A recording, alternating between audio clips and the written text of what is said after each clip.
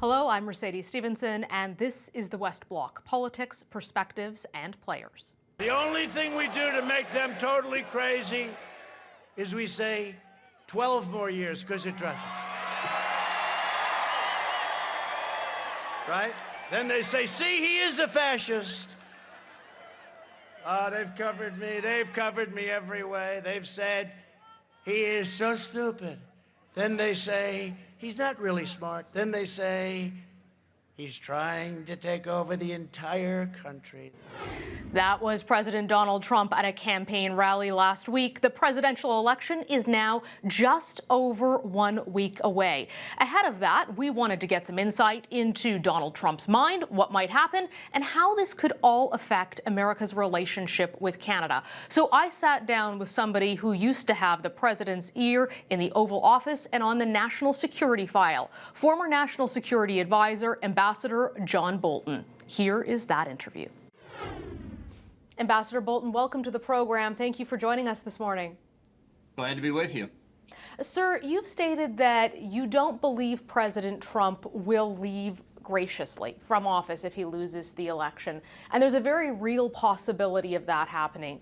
As someone who had daily access to Donald Trump and to U.S. national security, how do you foresee this unfolding if the president won't leave graciously, as you're putting it?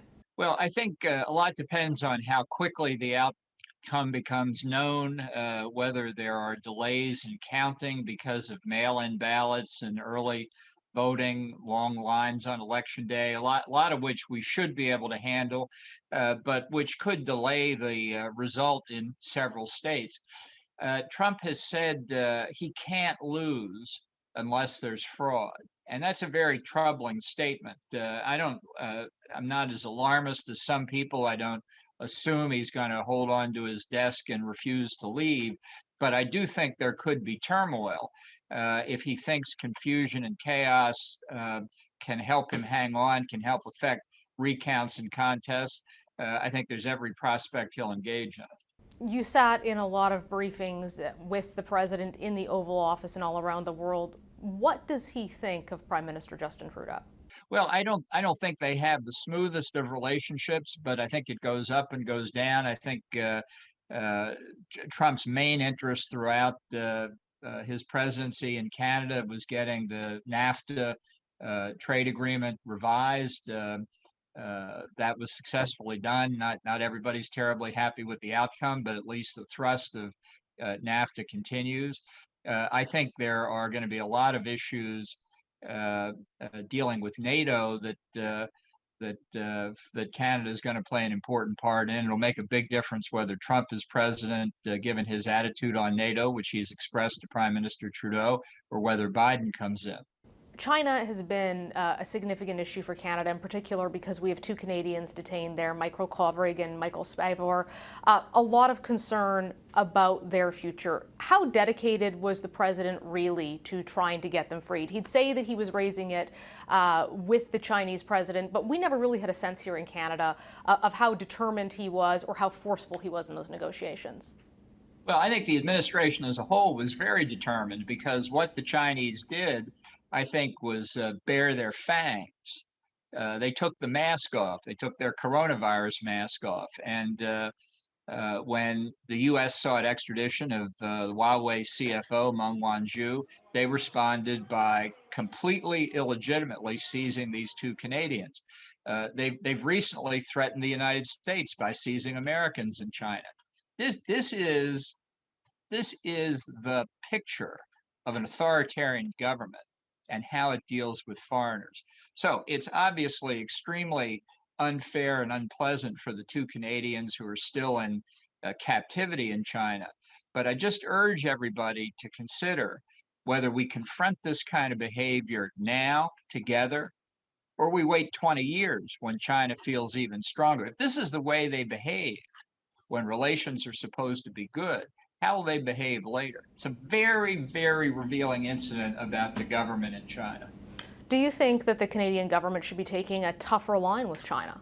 Yeah, I think I think we all have to take a tougher line. The Chinese have abused the international trading system. They have stolen intellectual property. They've engaged in forced technology transfer. They discriminate against foreign businesses and investors. They have gone through an enormous military buildup.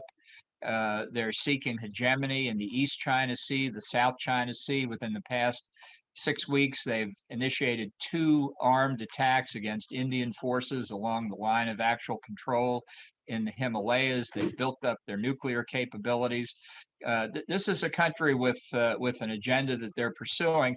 All the while, they've become more authoritarian domestically. You can see what they're doing in Hong Kong. You can see what they're doing to the Uyghurs in Xinjiang.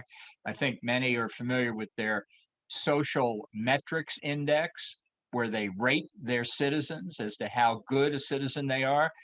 Just think about that for the future. So it's not pleasant to contemplate, but I think if we're going to change Chinese behavior, now's the time to get together and do it in a unified fashion. What do you think the biggest national security threat is to our country in Canada? Well, I think China poses the biggest existential threat to the West as a whole in the 21st century, and it's not inevitable that this had to happen. But our policies really in the West as a whole were premised on incorrect assumptions going back to the reforms Deng Xiaoping initiated in China in the mid 1980s, when people thought they're moving away from Marxist principles, they're moving toward market principles. This will change their international behavior and it will change their domestic behavior, and specifically, they'll become more democratic. That has not happened. Xi Jinping is the most authoritarian leader in China since Mao Zedong, and there's no indication that's going to change. Ambassador Bolton, we truly appreciate your time. Thank you so much for joining us, sir. Well, thank you very much for having me.